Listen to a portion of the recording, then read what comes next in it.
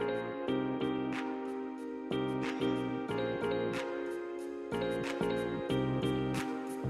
everyone, welcome to another episode of Content and Conversation. Today we're going to be talking about how to train content marketers at scale, and I'm joined by a returning guest in Elsie Weiskopf. Elsie, welcome back. Thanks for having me. It's been a few years since we've seen each other. It has. I think exactly 2 years since we've been in the office. Wow. Lots changed in your life and in your role, so I would love to hear what your new title is. Yeah, so I am content marketing manager of onboarding. Boom. So I am training everyone that starts as a CMS for the first few months and making sure that they have all the tools they need to succeed. So what are some of the strategies that we use to kind of scale our training? Because that does seem like something that's pretty interesting as a growing company, like having to bulk our training to be as efficient and just hiring in cohorts and training those. So what are some strategies we use? Yeah, so there's a few things that we've been thinking through. Our process has been evolving, so Right. each month it feels like it's a little bit more succinct. But for the time being, we have me as the onboarding manager. So I am overseeing everyone, making sure that they have the same consistent training Mm-hmm. across the board, making sure that they all have the resources they need, that kind of thing. And then we also provide them with a lot of different resources to accommodate for different learning styles. So there's a lot of different learning styles out there. Some people process information better by reading it. Some people need that like video element. Some people need to actually be doing the work. So And I we need a combination of all three, to be Yes, honest. and so that's what we provide, is all 3. So we have them going through SiegeLearn, which is basically our learning platform that has videos along with, copy on the page to help them process the information. We have different process docs about how we do different things here at Siege, and then we also have, them just dive in and work on a research project week 1 so they can really be applying the information right away. I think something you were just talking about before we hopped on the podcast is something that's pretty cool is you create like a shared Slack channel for the new cohort to kind of like learn together. And that's kind of how we work as a company, like sharing, open sourcing our knowledge and sharing helpful tips. So is that something that you've evolved towards and identified as like a really helpful resource for them? Yeah, I guess we should explain. You keep saying cohort. So we've Right. been trying to hire in groups. So we batch everyone so that we can have them start at the same time. They have people that they're onboarding with, especially in the remote setting. We want to make sure that they have other people who they can be like, hey, do you understand this? Because I don't, if they're not comfortable doing that to their manager. So we do have cohorts. We've been hiring in groups of like 5+ people, and we make sure that they are added to a Slack channel so that I can kind of update them on things that are happening, and they can also ask questions that they think other people might have. And what I was talking about this morning is they can hopefully kind of all help each other solve the problem. So I don't need to be micromanaging them. They Right. can just go in and answer each other's questions. That's really cool. And so we mentioned like hiring in groups. So are you involved in the interview phase? Yes. So our interviews, there are a few different people involved. We usually have people vetted. They do a test project so we can make sure that the writing all looks good and they Hmm. have a good understanding of what the role is. And then once they get to the interview phase, there's 3 managers who are interviewing. And so we can all be in agreement that they are a good fit. And I am one of them. It reminds me of like my test project 5 years ago Yeah. and how terrible I did. And the fact that they hired me is pretty impressive. That like literally I didn't know what content marketing was. So I threw out an idea for like a commercial ad. It was pretty hilarious and I wish we could go back and find that. But so Elsie, speaking of test projects, I know we do ask for a little bit of a time commitment, and there's different ways of thinking about that. So I would love to hear a little bit more about our test project and how that's being handled. Yeah, so in the interview phase, kind of phase 1 is for them to complete a test project. I know there's definitely controversy around paid work. We try to keep ours really short and sweet. It should be under, I think, 2 hours, might even be under 1 hour. We're not asking them to write a whole post or anything like that. We just have them go through um, an outreach scenario so we can kind of get to a feel of their outreach skills and what they think through, as well as just like a quick intro to a blog to see if Right. they have those SEO And skills. it's worth mentioning we don't use that work in any No. capacity. Yeah. It's mostly just for them to get a feel for what we do at Siege because it's really maps to exactly what the role is, Yeah. what the CMS role is, so we want them to get a feel for what's going to be expected of them, and make sure that they have the skills for it. Did you say how long that we're expected to work on the test project? I think it specifies, like, under 2 hours. Okay. Yeah, I mean, I did one, you did one, Yeah. so everyone else should have to do one. Yeah. No, I do think it's good. Like, even when I was applying, it was good for me to get a feel for what kind of content marketing we do and Right. just what would be expected of the role. So Yeah. I think it's a good test for each individual to make sure the role is a fit. It works for both sides. Yeah. Now that we're 100% remote, is there anything you've learned along the lines of hiring a remote team and training a remote team?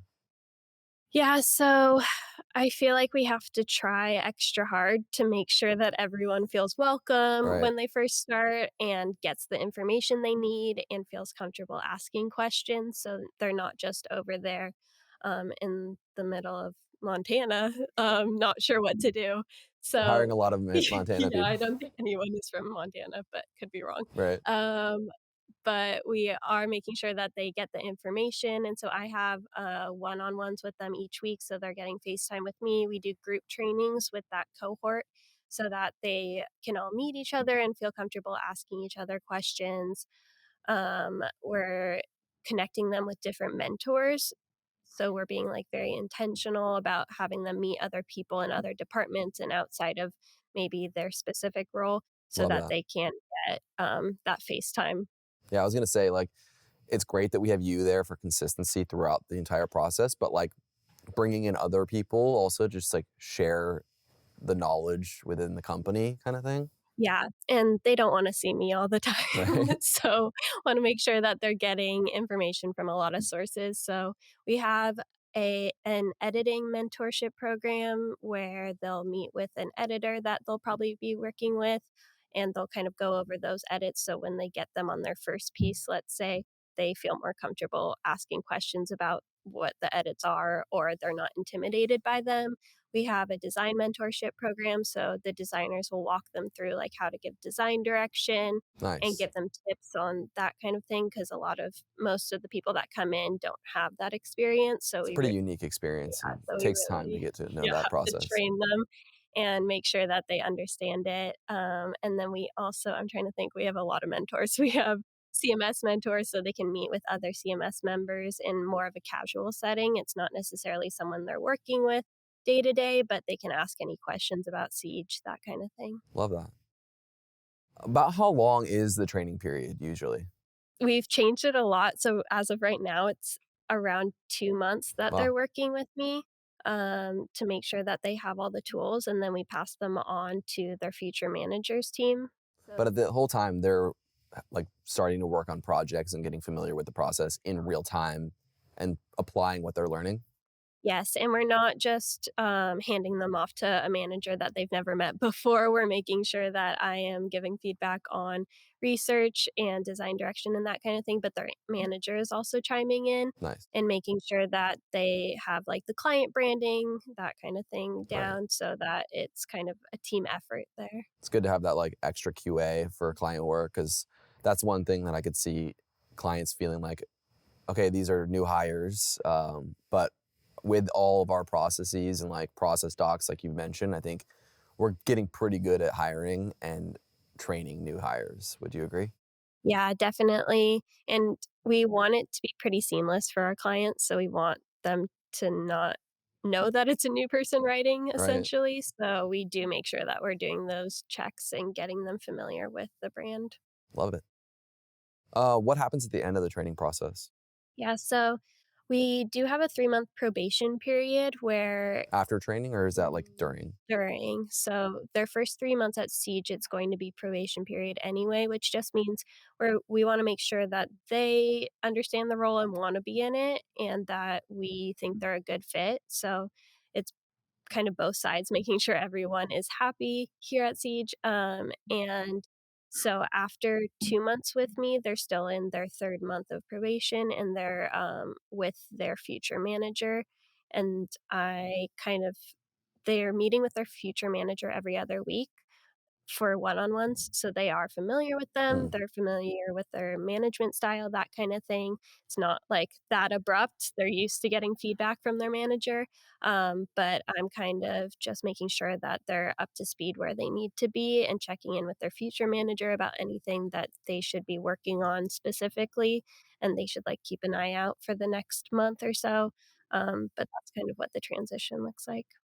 So we hire people who come from varying backgrounds and different like experiences. Is there like different speeds of training, different like cadences? Do you tailor trainings to each person individually? Like if they're learning, you know, at a different pace, do you like customize anything there? Yeah, that's a good question. We do have kind of 3 different positions within the CMS position, so you could be a junior, a CMS, Which is a or content marketing specialist for those who don't know? yes, a content marketing specialist or a senior content marketing specialist. So it's kind of 3 different tiers, and, um, we divide them up by the amount of work they have, Hmm. so the amount of units and also the level of difficulty of the client. So they'll be assigned to clients based on what position they are, and then the first month looks pretty similar across the board just because we wanna make sure that everyone has a Baseline slow knowledge. ramp, yeah, Yeah. so that they're not overwhelmed in week 1. So the first month is looking pretty similar, but after that, if you're a senior, we'll kind of ramp up a little bit faster on client comm and maybe reporting, that kind of thing. Whereas if you're a junior, we don't expect you to be covering everything at once. Right. So we'll have a little bit slower. Cool. How often do we create like I feel like we're constantly evolving our processes and like process docs. So how many like are we constantly building new ones, adding to the existing ones, or how much upkeep does that take on your end?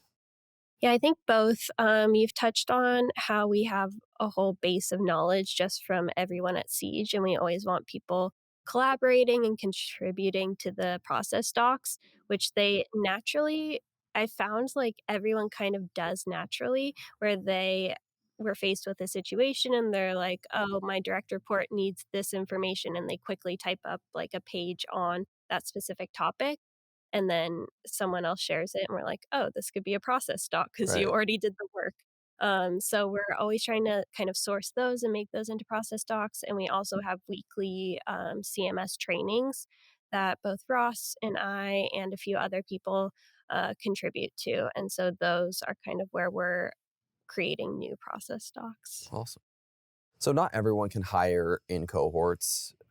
So although while that is like really efficient and what we've learned from, like, is there anything you could give advice in training just a single new hire in content marketing or really any field? We previously weren't hiring in cohorts, but we did start hiring more people, so it just made sense for us, but if Batch those. Yeah. yeah, to batch them. But if you are hiring individually, I mean, it's definitely doable, people do it all the time. Right. I think just thinking through where you want them to be, like, thinking through the benchmarks where you want them to be at each month for the first few months, and being really clear about what their expectations are so that you can get to those points. I think that's kind of the main thing we think about. Yeah. So we track performance and pretty like data driven company. So um, how long do we give like after the probationary period? Is there anything else that we kind of use to assess or to like determine whether or not they're a good fit, or how do we think about that? Yeah, I'm usually looking across 3 different fields at how they're doing, and those are writing, so are they able to write posts with minimal edits? Are they struggling and have, like, a lot of, edits? Did the client, like, notice there was a new person on this Right. account? Is the manager taking a lot of time to give feedback? Is that feedback implemented? So in the writing department, like how are they feeling with the writing that they're doing? Hmm. We look at outreach. So are they able to, one, hit the volume of emails expected, and two, hit the link goal? Usually people aren't hitting the link goal right away, which is fine as long as they're trying to hit that volume because links will come as you start to send more emails. Right. So we're not that concerned about link links right away. We want to like ramp people up, and we understand that it kind of depends on the day if you're going It to get really a does. response or Yeah. not. And that's totally not in their But it's like a leading control. indicator. If you're sending good emails, we Yeah, can see that and we yeah. know it'll work in the long term. Yeah, we know you're doing your due diligence and Right. trying to meet those goals. And then lastly is project management slash time management. And so, just like in general, is the person able to handle a lot of tasks? Does it seem like they're overwhelmed? Do they kind of drop the ball if we add another thing to their plate? How are they feeling in terms of the role? Right. So, these are all things that we talk through in the very first day, and even in the interview phase, we are like very clear about what's expected of them and want to make sure that they feel like they're able to hit those goals. Awesome.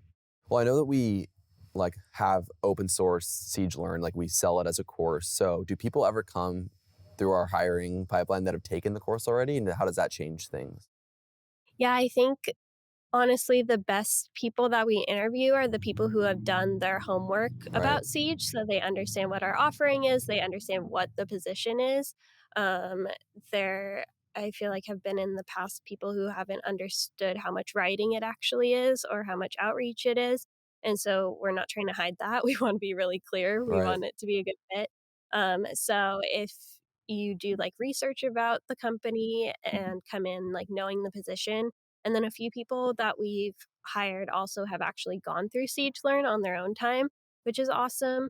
It is a paid course, so they were able to either pay for it or their company paid for it. I think we could give a discount Yeah, maybe we'll code throw a here, code in maybe the throw a code in here, so that people can take it for free or for a discount.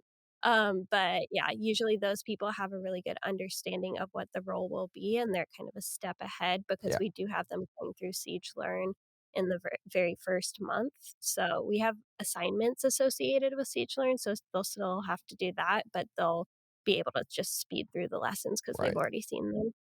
Yeah. Something we did not have the benefit of 5 years ago, but I'm glad that we've evolved in our training and processes. So Yeah, we're basically doing everything that we wish that we had when we started. that's the best way to do it. Yeah. Yeah.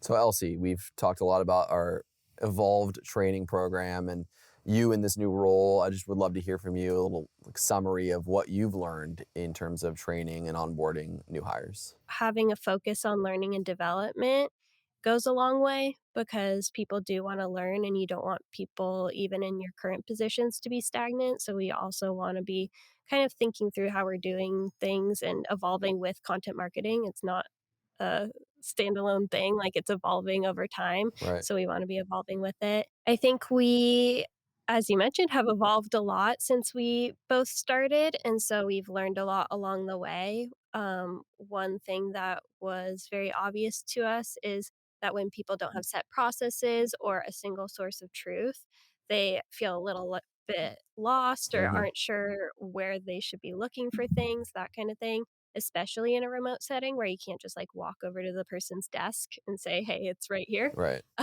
So we do want to make sure that we have those process docs that are a single source of truth and everyone is linking to the same ones and like referring to the same information.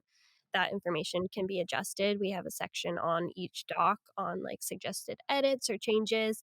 And we are always implementing those, but just making sure that everyone has that information so that they can succeed in the role. We really want people to be comfortable in the position and understand what's expected of them, as well as just like be confident in their content marketing. And we want to make sure that we're giving them the resources to do that. I agree. Couldn't agree more because it took me a long time to actually like feel comfortable in my role in content marketing. I just was like, I don't know if I'm doing what's asked or what's expected. So as long as like they're trying their best and showing that they're improving, I think that's the most important component. Yeah, definitely. We want them to feel good in the role and really, Right. like, be good content marketers, Yeah. and I think everyone we hire definitely is, so we just wanna make sure that we're doing our part to help them get And it's an there. ever evolving thing. Like Yeah. I'm still learning, you're still learning. So I feel like it's good that we're doing this all kind of together and everyone seems to like open source their knowledge and share as we were talking about earlier internally, but also like we're trying to share content like this so that everyone else in the industry can also get better at what they're doing. Yeah, and when we are hiring, we're getting people from all different backgrounds and have a lot of experience, so we don't want to make it seem like our way or the highway. Right. Like, we wanna add that information, and we're all ears for anything that they have seen works that's different from what we do. Right. From their Um, previous experience, yeah. they're bringing lessons for us to learn. Exactly, and so we are definitely open to all that, we just wanna make sure that the base knowledge is there, so we did our part, and then we're iterating on it. Love it. Well, Elsie, thank you for joining me again. And next time you get a promotion, we'll be sure to have you back on the show. Yeah. Everyone out there, please give this a like, subscribe, share, every call to action you can possibly think of in the podcast world. I want to tell everyone out there that we have SiegeLearn, the course in content marketing available, and it has like 3 modules, if I'm remembering correctly, on content, SEO, promotion. Anything else to mention there? No, that is it, nailed it. And so we'll add a discount code in the show notes. Otherwise, please give us a like, subscribe, and share on the podcasting app of your choice. Thank you.